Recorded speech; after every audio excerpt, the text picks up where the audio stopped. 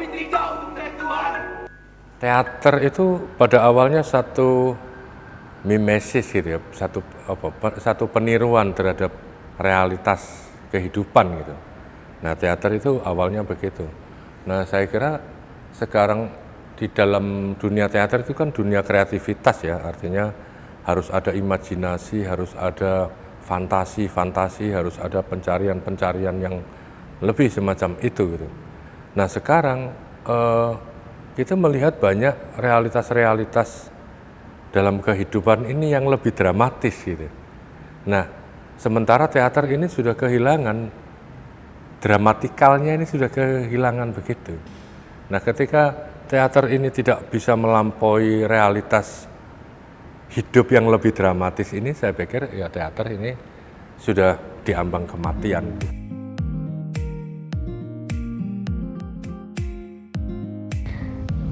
Halo Sobat Cerita Jatim, dimanapun Anda berada. Hari ini merupakan hari yang spesial bagi seni teater, lantaran hari ini adalah Hari Teater Sedunia. Di zaman sekarang, siapa sih yang belum kenal sama teater? Seni teater merupakan sebuah seni drama yang menampilkan perilaku manusia dengan gerak, tari, dan nyanyian yang disajikan lengkap dengan dialog dan akting. Pandemi COVID-19 selama 2 tahun silam pasti mempengaruhi segala hal, tak terkecuali dengan keadaan teater. Bukti nyatanya adalah kondisi taman hiburan rakyat, tempat yang dulunya menjadi lokasi penampilan teater, sekarang sudah terlihat terbengkalai. Bagaimana dengan kondisi teater sekarang, khususnya di kota Surabaya? Untuk menjawab itu, tim Berita Jatim punya beberapa narasumber yang merupakan sosok-sosok veteran dalam dunia perteateran. Ya, dari dulu teater dipandang sebelah mata, apalagi kalau lingkungannya, komunitasnya, relisinya tinggi, atau bapak-bapak, ibu orang tua yang menganggap teater negatif, anak perempuannya nggak boleh berteater. Ya, memang kita lihat dari konsep pembangunan kota sendiri ya, kita lihat dari skop yang lebih luas gitu. Kalau misalkan apapun itu juga bentuk kotanya, kalau misalkan penggiat seninya bisa bergerak aktif ya, itu pasti insya Allah bakal terangkat lagi seperti itu.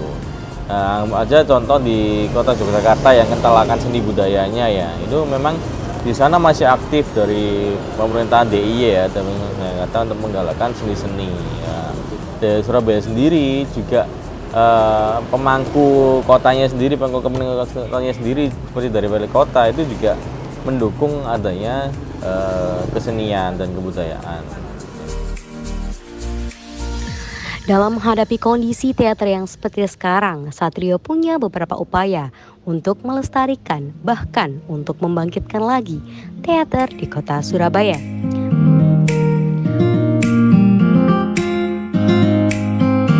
Dan lebih sering melibatkan diri di ini ya, kesenian, khususnya seni teater yang ada di yang tempatnya juga udah mulai difasilitasi sama Pemkot ya, seperti di Balai Pemuda di Alun-Alun Surabaya itu,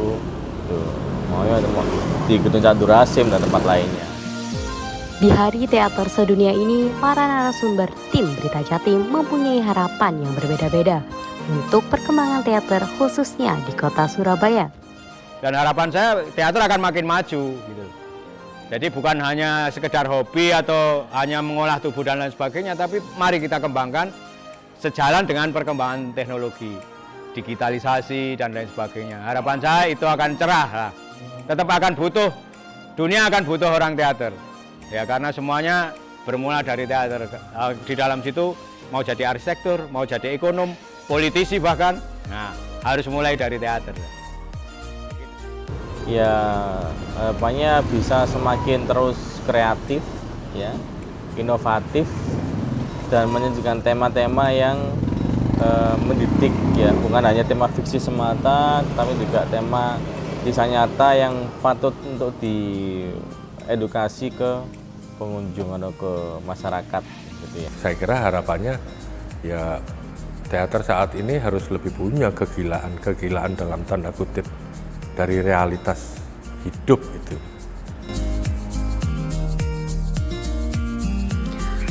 Sobat Berita Jatim, terjawab sudah bagaimana keadaan dan kondisi teater di zaman serba digital seperti sekarang.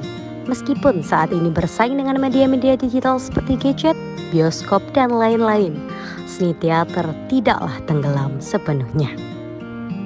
Tim Berita Jatim berharap di Hari Teater Internasional ini, para pemuda-pemudi zaman sekarang bisa sadar dan ikut serta untuk melestarikan seni teater, khususnya di kota Surabaya ini.